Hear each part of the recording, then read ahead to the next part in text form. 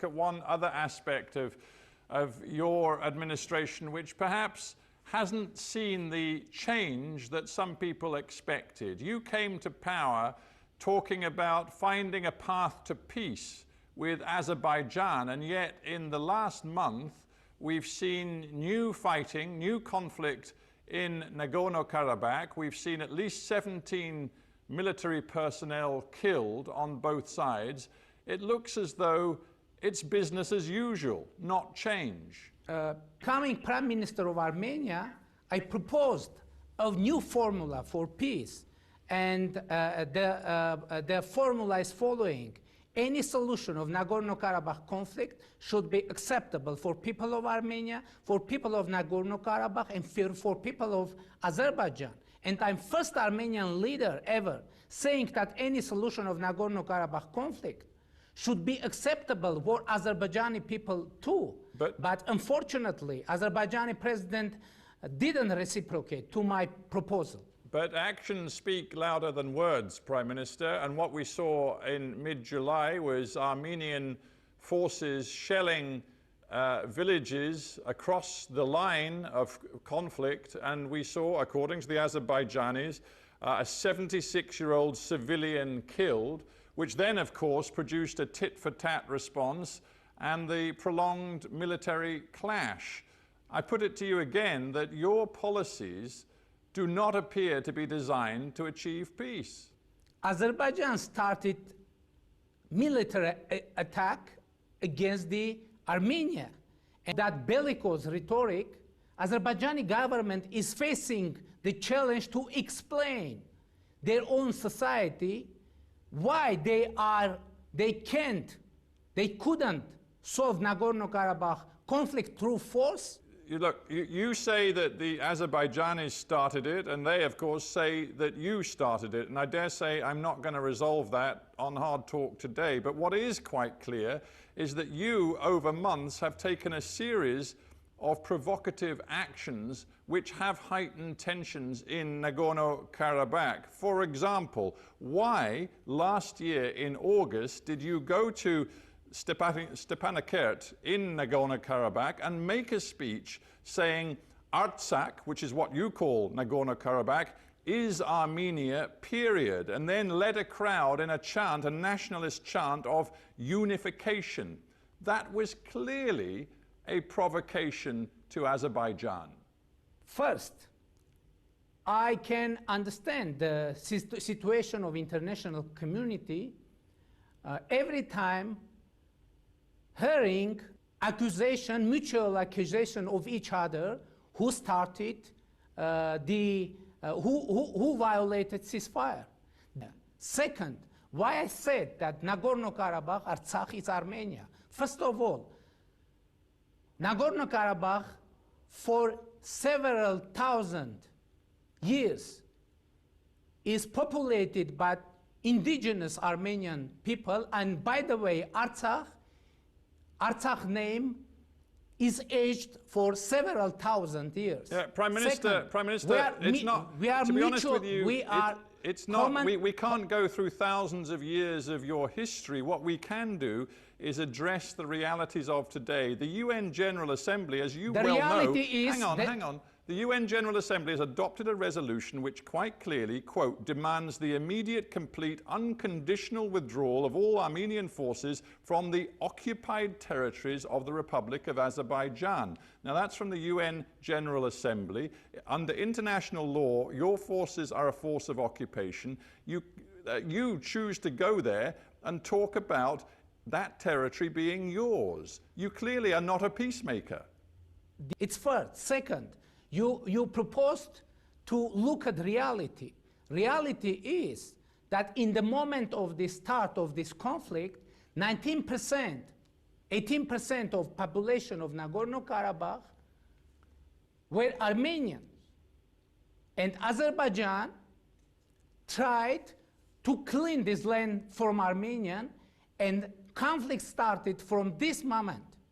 But my question, Prime Minister, is about how you make good on your initial promise to pursue peace. For example, I note that your government plans to build a new road from Armenia into Nagorno-Karabakh following a southern route which goes through a whole swathe of Azerbaijani territory. Now, a group of MEPs in Brussels who've looked at this plan and who specialize in Caucasus politics have described it as a violation of international law. It will symbolically entrench the illegal occupation of Nagorno-Karabakh. We very much deplore this initiative. Will you stop building that road?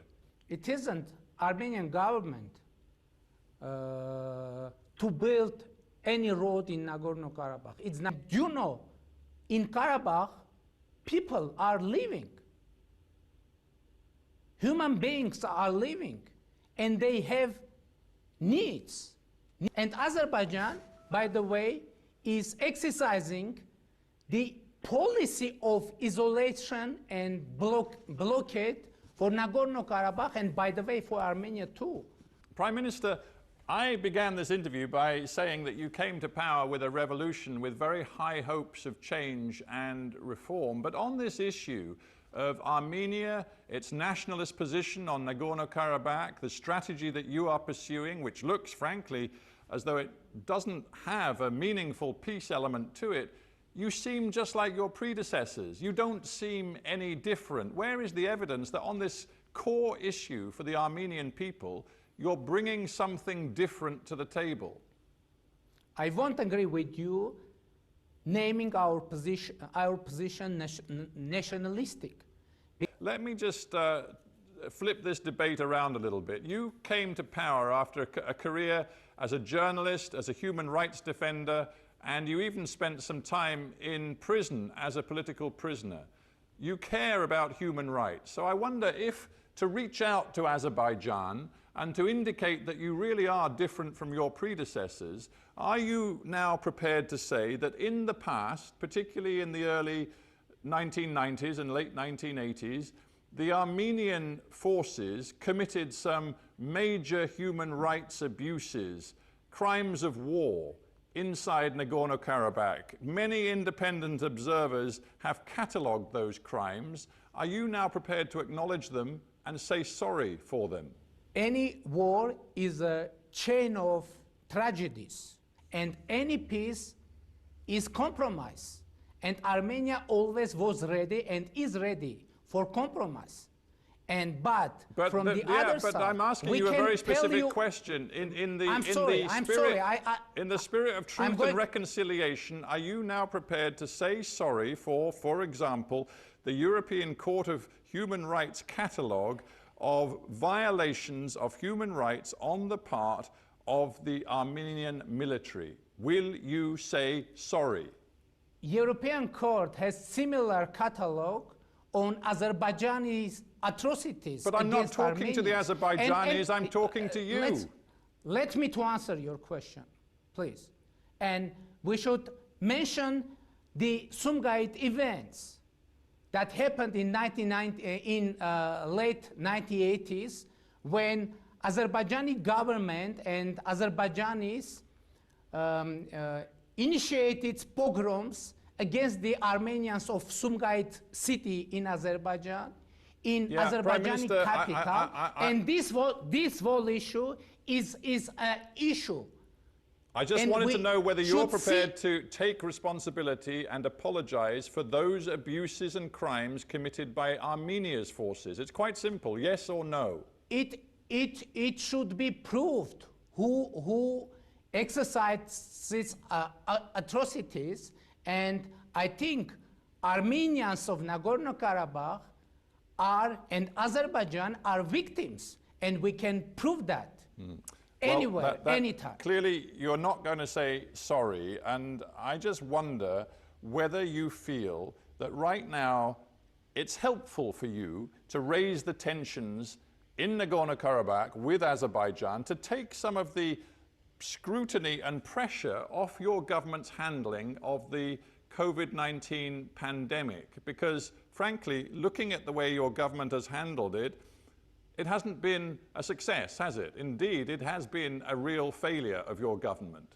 I think it is too early to have conclusion because unfortunately... But Prime Minister, your own people are drawing conclusions already. They see that your death rate from COVID-19 is approximately 6 times higher than neighboring Georgia and indeed significantly higher than Azerbaijan's. If you look at the region as a whole, Armenia has suffered much more severe impacts from COVID-19, which suggests that your government failed to control it.